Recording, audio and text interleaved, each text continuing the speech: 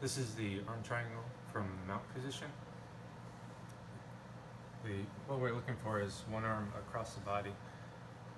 In order to do this, when he's framing, we try to not push it like this, and we try to put something here to temporarily stop it, get behind with our chest, and move it over like that. We'll shoot under, and what we do is we try to get our elbow as far in as possible, and usually with this arm, he tries to take it down to the mat, so we want to make sure that as we're doing this, we're behind here and we're hooking right behind the tricep. So we want to get this hand in position first, and usually it's just one hand because this is when he starts moving side to side, bucking with his hips and all. So we want to keep our head down as low as possible while we do this, and as we're doing it, we want to work this hand that way. So we can move it over like this, but usually for the last part, I'll use my other hand and push it in, and now I can feel this part of my arm into the side of his neck. So I want to make sure I'm tightening that up first. Over is down here, and now that we have that side cut off, we want this side in here.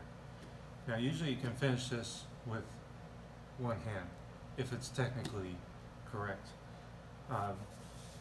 Otherwise, you can gable grip, you can S grip, and if you do that, it'd probably be best to dismount, because once I engage my hands, now I don't have a base. If I do it one-handed, I'll have a base out here because I'm putting pressure this way on his neck and out here. And of course my head would still be down, but I'll keep it up just for now. So if it's one-handed, we're going to try to get this part of his shoulder, and we're trying to turn it like this. Not like that, but like this. Trying to get that internal rotation so the shoulder goes into the side of his neck right here. So as we have this, we're in, we walk it over, we try to turn it in. And you should be able to count to 10. If it's not working after 10, a slow count, not a fast count. Then you probably want to readjust. But in the case where it's not working, you have this in, your head's down, you're turning it in, everything's tight up here, and it's still not working, and you have to tighten it up.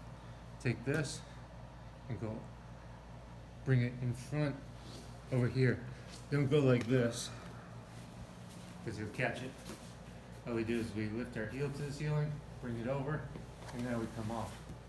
And now the purpose of this is to start making his body curve a little bit by putting your knee in his hip, and that brings everything in tighter. Your head should still be on the mat, line is up so I can, not as muffled. And then we're just going to drive that shoulder in like that. So all the pressure is pushing him this way, pushing him this way. So his body's curved like that, and it just drives up against this post.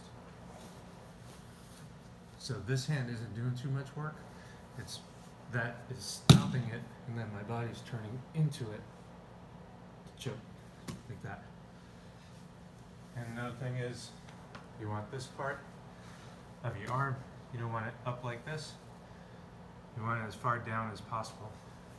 Because what that does is it brings my shoulder, just put your arm out for a second, bring my shoulder down into under his chin like this. One other adjustment when you have it is when you start, you want to make sure that this goes down into his sternum and then up into his chin. So as we're setting it up, try not to just go like this and hold it like this, because you see where his arm is? It's over here and my shoulder's out of position. When I set it up and I go behind, bring my shoulder down into his sternum, and I bring it up under his chin. So now everything is in position. And the finishing part is my shoulder is over my forearm. If I'm like this, where my shoulder's back here and my arm's up here, it's not going to finish. I might be able to squeeze it, but then once I bring it up over my forearm and squeeze it, then that's when it'll finish. So everything has to be in a line right here. Forearm, neck, and shoulder.